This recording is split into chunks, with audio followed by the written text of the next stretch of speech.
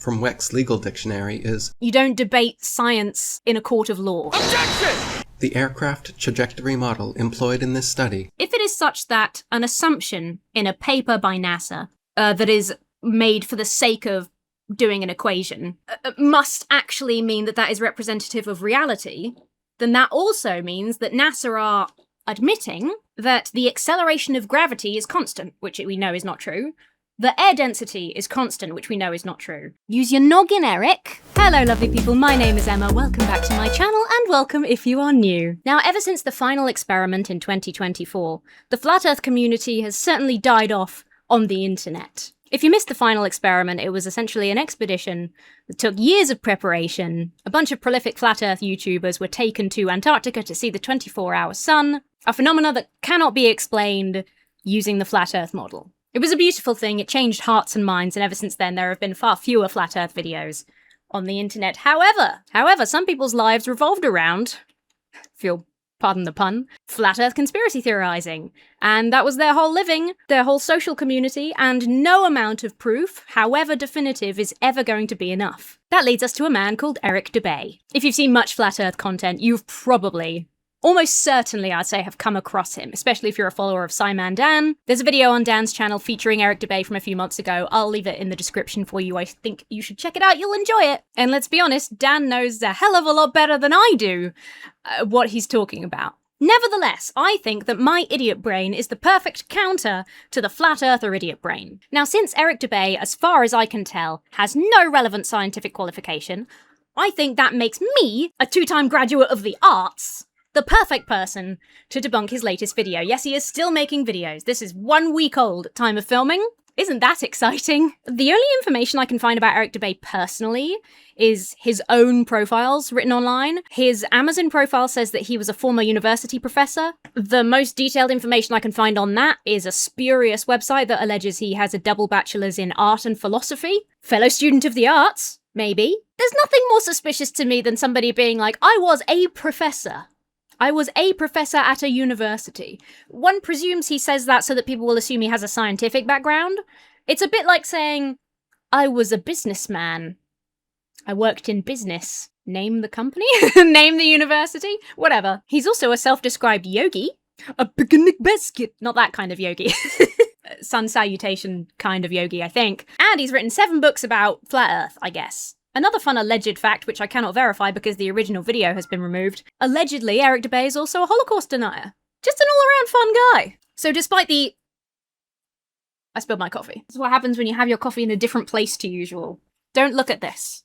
Emma, cut this out. So only a week ago, Eiynk Dubay posted this video. 50 government documents proving Flat Earth. One of my favourite things in a lot of conspiracy communities is the weight that is put on government documentation. It's 50% misunderstanding or deliberate misreading of released old documents, and 50% ignoring the parts where, I'm mostly thinking of the psychic community and UFO stuff, where they release all these documents years later and the documents all say, yeah, we didn't find anything. Yeah, we did spend like $2 million on researching psychic phenomena, which a lot of people in that community use as proof that it exists, but if you'll actually read the documents, you will see that our findings were nothing. The US government did the work, poured a lot of money into it, and turns out there's still no evidence. So I'm kind of assuming this is going to be the same 2 factors. Let's just find out. Today's video is sponsored by Raycon. With back to school season here, there's one thing that I wish I had had when I was a young sprog, and that is of course Raycon's bone conducting headphones. Whether you're heading back to school yourself or you're a parent getting the kids ready to rumble, which is what I assume they do in school. Why else do they have the bell?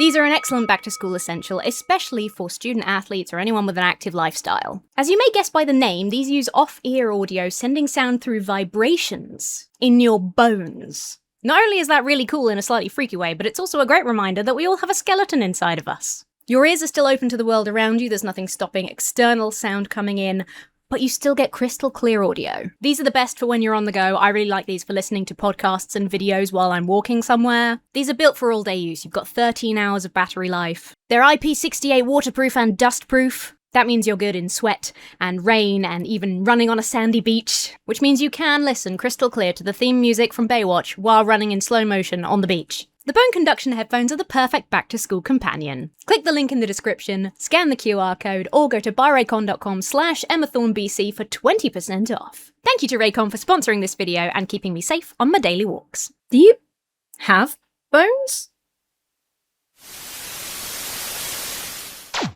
1.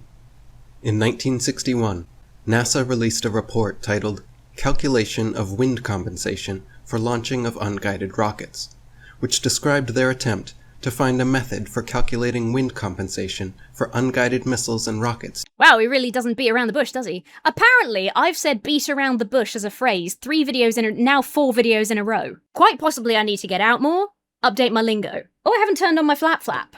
Or there's going to be people who are mad about that.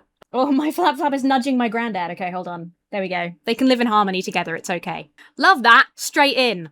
Video start 1. He's got a real enthusiastic delivery. Love introducing the paper, Calculation of Wind Compensation for Launching of Unguided Rockets, which is a study where they calculated wind compensation for the launching of unguided rockets. You don't say. Page 8 of the report reads, This simulation assumes a vehicle with 6 degrees of freedom and God, I wish he had highlighted the bit that he was referencing. This simulation assumes a vehicle with 6 degrees of freedom and aerodynamic symmetry in roll, and the missile position in space is computed relative to flat, non-rotating Earth. Aha! Okay, so this is going to be the proof of flat Earth. aerodynamic symmetry in roll, and the missile position in space is computed relative to a flat, non-rotating Earth. On page 11, the equations that follow are specified as being in the plane of the Earth. Why would a 53-page document dedicated to calculating precise equations for enabling missiles and rockets to find their targets on a spinning globe Earth instead make all their calculations relative to a flat, non-rotating Earth plane? Because the effect that the rotation of the Earth has on the calculations is negligible. It's as simple as that. Try and think of an analogy. It's a bit like if you and a friend were casually measuring how long it takes you to walk down a street, and there was no perceptible wind that you could feel, and your friend was just measuring on their phone. You probably wouldn't take into account drag, or the velocity of the wind, because that as a factor is so small that it's basically inconsequential to the way that you're measuring it. It just makes things simpler. First of all, having now seen this first one, I suspect that the points in all 50 documents might be the same thing, where they've just said, the rotation of the Earth, the shape of the Earth is a negligible factor here, so we're not factoring that into our mathematics. I think that might be every point in this video. I have this strong suspicion. I also think that's why a lot of flat Earth YouTubers are always exaggerating in their terminology. The Earth is spinning wildly. It's a spinning ball. The atmosphere is dragging along. They have to make it sound like something that you couldn't possibly ignore. Like, it can't possibly be happening, or we'd feel it. We'd notice it. We'd be sick if we were spinning around, Whereas in reality, our everyday experiences and the measurements we need to make in our everyday experiences at short ranges, they don't need to factor in the rotation of the Earth's orbit, because it is negligible. It'd just be adding tiny, tiny numbers that wouldn't affect our calculations, so we simplify them. It really is as easy as that. 2. A NASA technical paper published in 1963 called Trajectory Simulation Applicable to Stability and Control Studies. I want you to guess before everyone whether it's the same thing, that at short to mid-range distances, they've not factored in the rotation of the Earth because it's a negligible factor. You could do it as a drinking game, but I think that could be dangerous. And I don't endorse that kind of shit, okay? Get yourself a nice apple juice. Of large multi-engine vehicles, described doing computational modeling and analysis of how heavy multi-engine platforms, such as aircraft or large boosters, behave along their flight paths. The report admits on page 6 that a flat, non-rotating Earth is assumed for this study. The Encyclopedia Britannica defines assumption as something that is believed to be true or probably true. Is this just Eric Dubay insulting his audience by assuming they need a dictionary definition of the word assumption? Is this him wangling away to say that assumption means the thing is true? Just because you're assuming for the purposes of some equation that in this situation it's a static, non-rotating Earth, doesn't mean that that extrapolates out to reality. Definition of assumption from Weck's legal dictionary is: if I had a conspiracy theorist bingo card, the use of legal definitions in arguments would definitely be on there. I don't know why they do it. It's totally bizarre. You don't debate science in a court of law. Objection! An assertion of statement that is taken as true or supposed as fact. If Earth is actually a spinning ball, why would NASA assume a flat, non-rotating Earth? NASA isn't assuming a flat, non-rotating Earth based on the definition, the legal definition that he has just provided. NASA doesn't say, okay, forget everything we know, that we know irrefutably based on so much evidence across different fields and physical evidence in front of your own very eyes. Despite all of that evidence, to make our equations easier, we're going to agree that the Earth is flat. That's not what this means. It just means that, again, there is so little effect of the rotation of the Earth seen in the scale that we're doing this, whatever, experiment, study, that we don't need to factor it in. So this maths assumes a flat stationary Earth, because it can, and that won't affect our studies. That does not mean that we temporarily assume that the Earth is flat. It doesn't change the reality outside of the equation. All right, that's 2 for 2 so far. 48 to go. 3. The Georgia Institute of Technology prepared a document for NASA in 1965 titled Atmospheric Oscillations, providing theories and equations of why barometric pressure fluctuations happen throughout the day at various latitudes. On page 10, the document states, "A model frequently used is that of a flat, non-rotating Earth," and "the most one can profitably simplify the problem is to consider an isothermal atmosphere, plane level surfaces, and a non-rotating Earth." I mean, they've answered the question for you there. They've said this is the way to simplify the problem. That's exactly what, that's 3 for 3 now. It's exactly what we said earlier. The fact that the Earth moves and rotates affects our study here minimally. So the simplest way to discuss it is to not factor those things in. That doesn't in any way mean that the Earth doesn't actually rotate. Just means that it doesn't matter for the sake of this problem if you want to simplify it as much as possible. The document later considers implications and equations for a spherical Earth, but concludes that, quote, "general large effects were better described using the flat, stationary Earth model." If Earth was actually a spinning sphere, all effects, large and small, general and specific, should be better described as such. Well, yeah, it depends what you mean by better. If you mean more accurately, then yes, that's 100% correct. But the paper was very specific.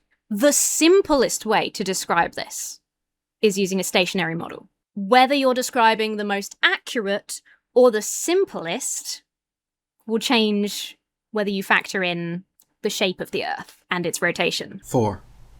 A NASA document from 1971 titled "A Method for Reducing the Sensitivity of Optimal Nonlinear Systems to Parameter Uncertainty" details a number of equations and algorithms meant to find the optimal trajectory for a single-stage rocket vehicle starting from rest and going to specified terminal conditions of altitude and vertical velocity, which will maximize the final horizontal velocity.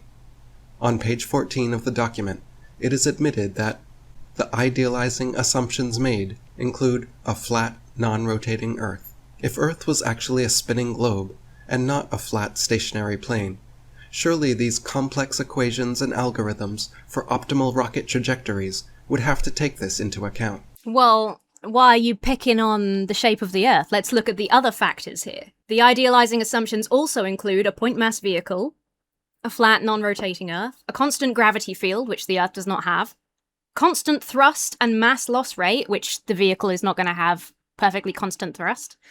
So all of that is to say that yes, these might be complex equations. I think Eric, Dubay, and I know probably about the same amount about whether these are particularly complex or not, which is, I don't fucking know. The same reason that this problem is considered with the assumptions of a flat non-rotating Earth is the reasons that it's considered with a vehicle that has constant thrust and mass loss rate and a constant drag parameter. It's to simplify it. It's kind of absurd to look at this series of simplifications and say, well, how can they possibly use that one simplification? How can they justify that one simplification if the world is actually more complex than that? Well, vehicles are more complex than that, but they've simplified the thrust to make it easier, to simplify, because it's negligible in this context. It's that easy. 5.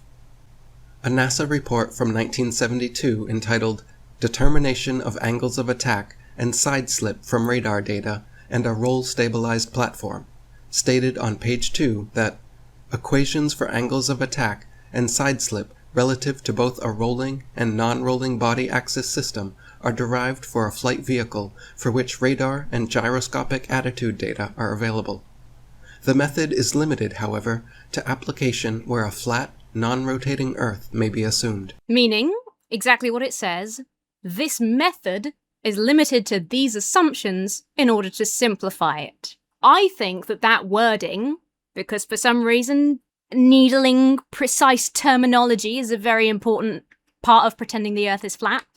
I think that terminology is more suggestive of the fact that the Earth is not flat and non-rotating. I don't know, tell me what you think, but to me this reads pretty clearly as, obviously the Earth is an oblate spheroid and rotates, but for the purposes of simplifying this method, our study assumes these factors. 5 for 5, same thing. 6.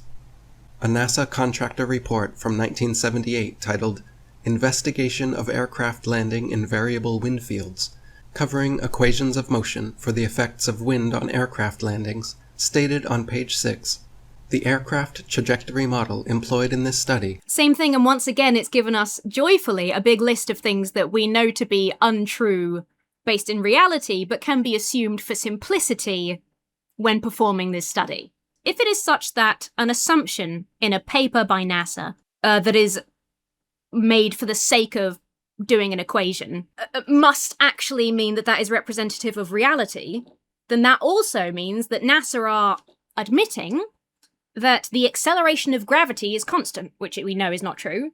The air density is constant, which we know is not true. That the airframe is a rigid body, that the aircraft is constrained to motion in the vertical plane. Even Eric's got to know that that's not true. So why is it that it's fine to simplify things about the aircraft to make the equation simpler, but we can't simplify things about the shape and motion of the globe to make things simpler, because that actually means that the Earth is flat? Otherwise, they would do that in the most complex way every single time. Use your noggin, Eric. 6 for 6, move on. I've not got all day, Eric, and there are 42 more minutes in his video. Development and validation of a piloted simulation of a helicopter and external sling load. All about piloting single-rotor helicopters carrying suspension systems. I was right, I think. We're, 7 in now? And so far every single one has been, this is an experiment on short to mid-range vehicles or missiles or whatever. Therefore, for the purposes of simplification, we're assuming a flat, non-rotating Earth, among other assumptions that do not reflect the greater reality, but are negligible within the test that we're doing. So far, that has been the explanation, the very simple, logical, and true-to-life, no conspiracy needed explanation for every single point. So I'm going to skim through, and I'll just let you know. I'll just stop if there are any that make a different point that we haven't yet explained. There's 50 papers in here, and you and I both have lives. We got shit to do. So let me take this on for you. And external loads of motion determined for both the helicopter 53 external sling. Oh, we interrupt this programming to bring you Eric Dubay's shitty Patreon page. As mentioned earlier, this is the reason that many conspiracy theorists, but especially flat Earth conspiracy theorists, will cling on for dear life. We're still clinging on for life. Oh my god, that song is so appropriate for flat Earth conspiracy theorists that are still holding on. Made enough mistakes between two of us to sink this thing. We're still clinging on for life. I must have got it wrong. If I had love, then it's gone. I've been living without it for oh so long. The Hoosiers song, Clinging On for Life. Good song from a great album, Trick to Life. Fantastic album. What are we talking about? Eric Dubay's Patreon page. Yes.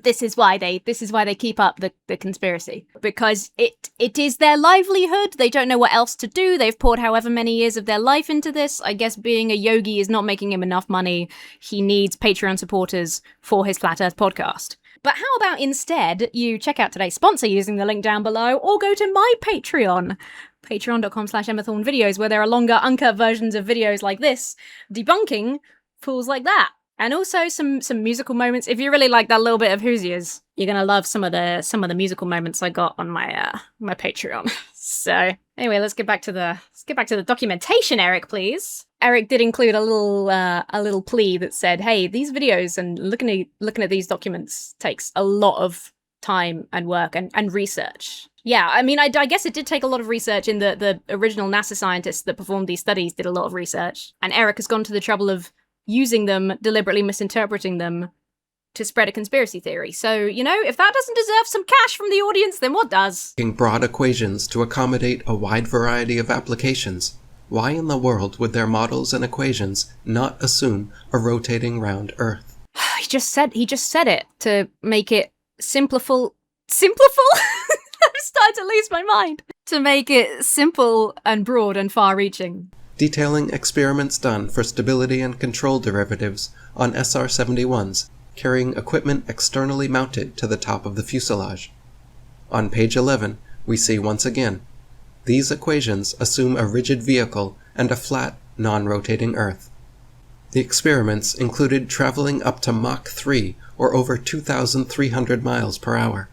At that speed, over a spherical Earth of given proportions, a straight and level flight without adjustment in just 1 minute would find itself at nearly 1,000 feet higher altitude due to curvature drop. Okay, I've read a little bit of the paper, and while I find it deeply fascinating, here's what you gotta remember. I'm not a scientist or a mathematician, so I could be misunderstanding this just as badly as Eric. Luckily, I got a lot of smart people in the audience, so you can correct me down below. But here's what I think Eric is saying and what I think reality is saying. I think Eric is saying that if an aircraft was traveling at Mach 3 for a certain amount of distance, you would have to account for the curvature of the Earth. And they haven't in this model. What I think they were doing in the experiment was measuring short distances at different Mach points. So pilots were performing pitch and yaw roll movements, and those were used to measure the stability of the aircraft, which I believe means... So I don't think it's that they were going really fast in a straight line and measuring what happens here. I think it's that they were measuring what happens in the time where they go like this at different speeds. And the pilots did that hundreds of times, a couple of hundred times, with lots of the measurements done at Mach 1, but ranging from Mach 0.4 to Mach 3. So I don't think it's a scenario in this experiment that they were traveling at Mach 3 for a long time and should have therefore noticed the curvature of the Earth. I don't think that is the kind of experiment that they were doing. You can read the paper online, so if you're smarter than me and you can figure out a better way of saying that or correcting me if I'm totally wrong, please do. Oh, but that was good, though. Everything else has been the same point about just simplifying equations, but at least this one, he was trying to say something kind of different, even if it was wrong. 2012 called Robert Simon, aka Mr. Blue Marble, was an interview with their lead data visualizer, who admitted in another interview that his blue marble globe image was, quote, photoshopped because it had to be. In this interview, he admits that the hard part was creating a flat map of the Earth's surface with 4 months of satellite data. Then, we wrapped the flat map around a ball.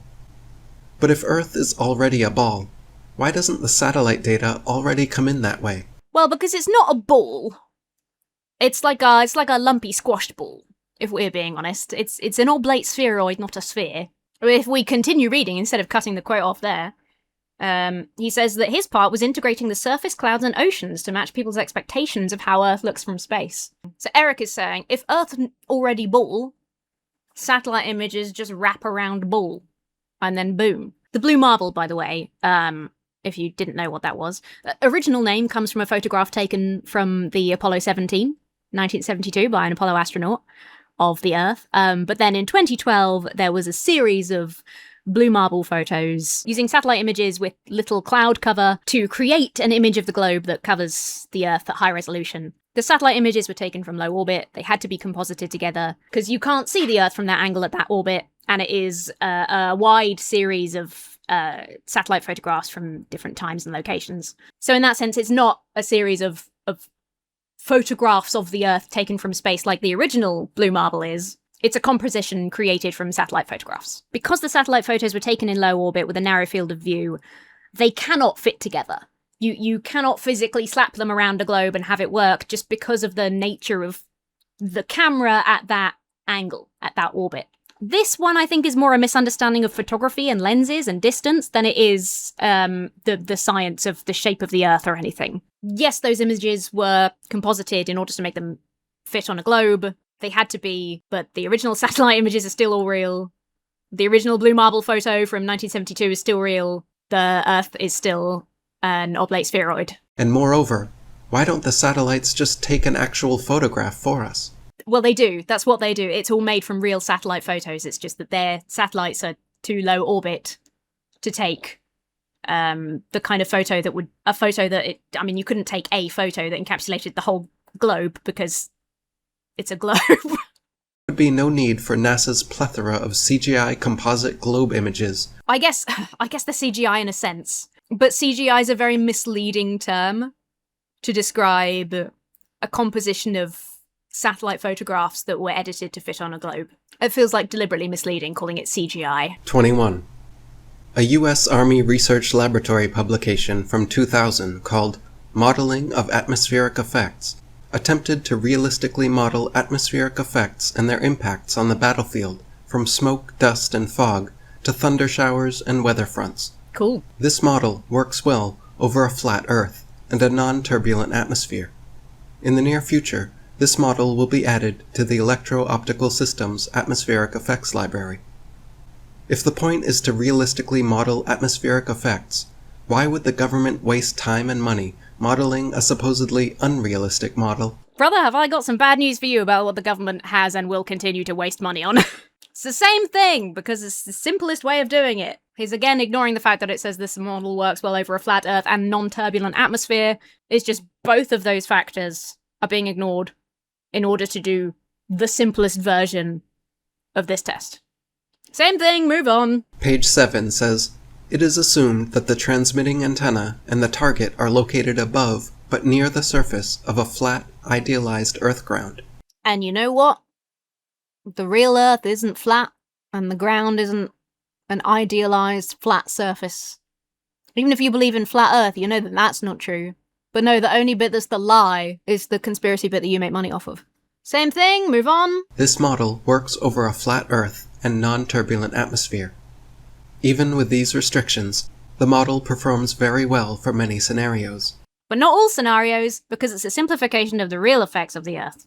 It's funny, it's telling that in all of these documents, despite his assurances, Eric's assurances, that he has done so much research and that's why you should give him money on Patreon, he's looking pretty much exclusively at the introductions and the abstracts of these papers. What he's done is he's done a search on, like, the government website for the words flat Earth, and every paper that references the flat Earth, because they have used a model which simplifies the Earth because the Earth's rotation is negligible, he's put together into a video. But he's not willing to read further than the introduction of any of them. The abstract is the furthest we're going to get, and every document can be explained the same way. And his argument in every single one is, if Earth not flat, why would they assume flat for the purposes of this equation? Which we have answered. So... for the surveillance, detection, identification, and tracking of sound-emitting targets in combat. To examine acoustic attenuation at night, they used low atmosphere profiles of wind speed, temperature, and relative humidity as input to a flat Earth. And you know why? Because it's an approximation of short-range acoustic attenuation. Therefore, the effects of the Earth's rotation are negligible. What a surprise! By using a flat Earth assumption, the author finds that triangulation equations are able to account for signal fading in most cases. And why is that? Because we're studying effects near the surface of the Earth, where the shape and the rotation of the Earth are negligible factors. And found in many cases, quote, the effect of Earth curvature may be neglected, and the flat Earth approximation is appropriate. Yeah, that's what I'm saying. Why doesn't Eric understand that? He's read it out. What doesn't he get? How does that then lead him to think that this is somehow proof of flat Earth? 38. That was it. He didn't even do a therefore or anything for that one. He's just like debunked himself and then like, yep, and next. This whole video, right? 50 documents. In this video, 46 minutes of my life. He's done a search on some government website, or the NASA website, or whatever, for every paper that includes the words flat Earth. And he said, well, for the equations in these papers, they have assumed a flat Earth model. And then he's applied the phrase proving flat Earth because of the assumption made for specific equations in specific models. Finds that the shape and the rotation of the Earth is negligible. Or can be negligible in order to simplify them. Is he deranged? What am I missing? Like, what am I not getting? What is the thing that happens in the conspiracy theorist's brain that I don't comprehend here? This is coming from somebody who was, as a kid, a conspiracy theorist. I made a whole website about how the moon landing was fake. I cannot comprehend what he's talking about here, how he's gone from, okay, well, look at these mathematical assumptions. Look at the assumptions in these mathematical models. Therefore, that is proof that the Earth is flat. I genuinely can't see the connection. The document then proceeds to show how convoluted such a process is, due to Earth allegedly being not just a sphere, but, quote, oblate spheroidal, only approximately ellipsoidal, and then claims that the actual, quote, shape of the Earth as defined by the geoid is a hypothetical surface of equal gravitational potential defining mean sea level. Why is it harder to believe that the Earth is an oblate spheroid than it's a perfect sphere? The way that the Earth was formed, right, by bits of space dust gathering together around our sun, surely if you're doing common sense arguments, which is like 99% of flat Earth conspiracy stuff is common sense fallacies. If you're doing common sense fallacies, surely it makes much more sense that we'd be like a weird spheroid than for us to be a perfect ball. Surely to be a perfect ball is more of the like young Earth creationist, we're a perfect disc made by God. Surely that's like, it makes way more sense for us to be an oblate spheroid. No? Am I crazy? What am I missing? To map their equations onto a smushed globe model while admitting on page 14 that the flat Earth equations are good approximations to the curved Earth result. So their results are barely changed from the flat Earth assumptions anyway.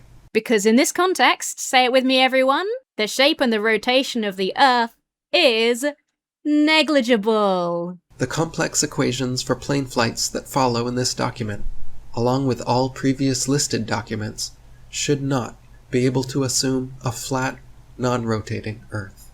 But they can, because they're describing short to mid-range experiments. They're describing a small area.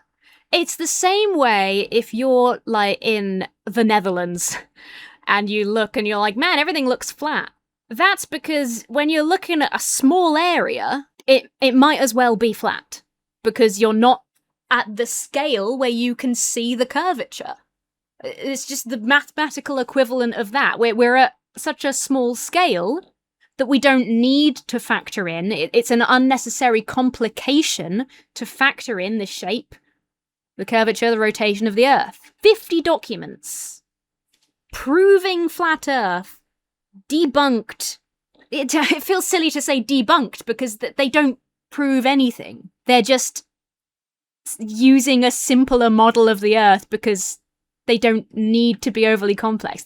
This is bizarre. I've always found the flat Earth stuff so bizarre because they're so, at least they claim to be so into science and experimentation, but the simplest concepts pass them by. They have to manipulate terminology and put it in a legal context in order to support their worldview, and I don't understand how they can do that without, lying awake at night, saying, oh my god, I'm taking people's money for spreading this conspiracy theory that makes them suspicious of everyone and corrupts their critical thinking skills. But that's just me. What do I know? What the fuck do I know? I got arts degrees, what do I know? Well, there you go. That's 50 documents not proving in any way that the Earth is flat. Thanks, Eric. Thanks, NASA. Cheers for making this possible. I mean, at least we learned some cool stuff about aircrafts, right? About, like, jets. It's pretty cool. Jets go super fast. Kind of interesting. Make sure to like this video if you liked it. Do leave your thoughts down below, especially if you know stuff about science and maths and things. That'd be very appreciated. Share this video with a pal, share it with your mum, share it with my mum. What are you doing talking to my mum? Okay, that's a bit weird. Make sure you hit subscribe if you haven't already so you don't miss future videos. Is there still a notification feature? I don't know, but if there is, you should try using it. YouTube is very complicated these days. The best way to support this channel and what I do here is via the Patreon. That's patreon.com/EmmaThorneVideos. And with that, I must give a big ol' thank you and a shout out to my giant chickens and colossal quackers over on Patreon. Especially Conla. Conla, you flat bastard.